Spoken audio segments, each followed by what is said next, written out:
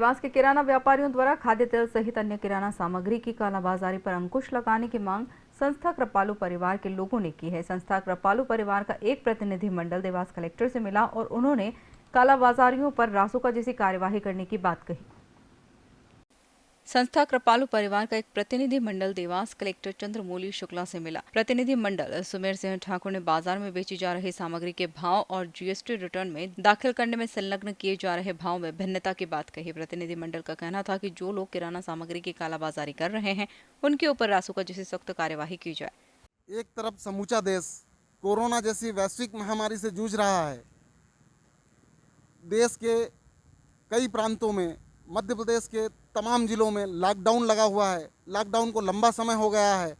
ऐसी स्थिति में किराने की दुकानों में से जो माल बेचा जा रहा है उसमें कहीं ना कहीं कालाबाजारी की बू आ रही है। खाद्य तेल के भाव आज 170-180 रुपये पर लीटर के हिसाब से बिक रहा है बाज़ार में। इस बात को लेकर संस्था कृपालू परिवार की ओर से आज सुमेर सिंह दरबार अपने साथियों के साथ कलेक्टर से मिले हैं और उन्होंने इस तेल के दामों में जो व्यापारियों ने लूट मचा रखी है उसको कम करने के लिए, उसको नियंत्रित करने के लिए चर्चा की है। आइए हम जानते हैं, सुमेर सिंह दरबार हमारे साथ हैं, कि वो कलेक्टर से मिले हैं और उनकी क्या बात हुई है।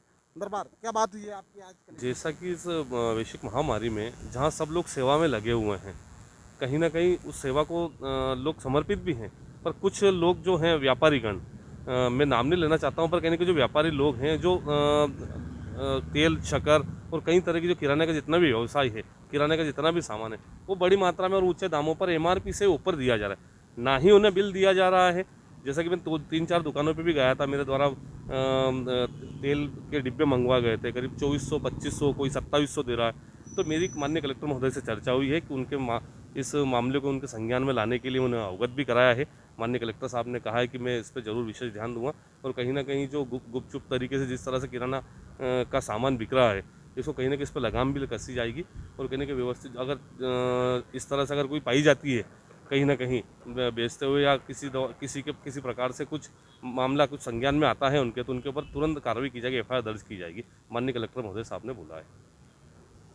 खास करके जो किराने का सामान होता है, अमूमन देखने में आता है कि किराना व्यापारी ग्राहकों को बिल उपलब्ध नहीं कराते।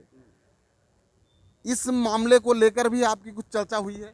हाँ, माननीय कलेक्टर महोदय साहब से मेरी इस मामले को भी लेकर चर्चा हुई है कि किराना व्यापारी जो हैं कुछ जो आड़े छुप के जो सामग्री दे रहे हैं, ना तो किसी प्रकार का बिल दे रहे हैं, केवल बता देते इतने पैसे हो गए आप ले जाओ। सामने वाला पूछता है कि यार तेल का भाव ये है, तो बोले नहीं इतने में ही मिलेगा, तो आपको चाहिए तो लो, नहीं तो आप जाइए दूसरी दुकान देखिए। और ना ही उन्हें बिल दिया जा रहा है। इस मामले को लेकर भी मैंने माननीय कलेक्टर महोदय को बोला है।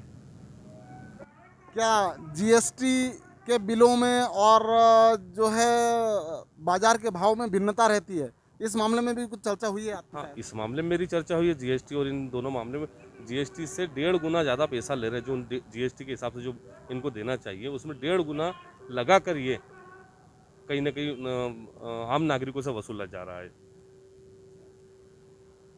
तो कलेक्टर ने क्या आश्वासन दिया है? माननीय कलेक्टर महोदय ने आश्वासन दिया, इस तरह की अगर कोई कार्रवाई, इस तरह की अगर कोई कालाबाजारी चल रही है, इस तरह से कुछ अगर व्यापारी अगर कर रहे हैं, तो कहीं ना कहीं उनके ऊपर दंडात्मक कार्रवाई की जाएगी और मैं इसके लिए पूर्ण रूप से शासन प्रशासन को निर्देशित करूँगा।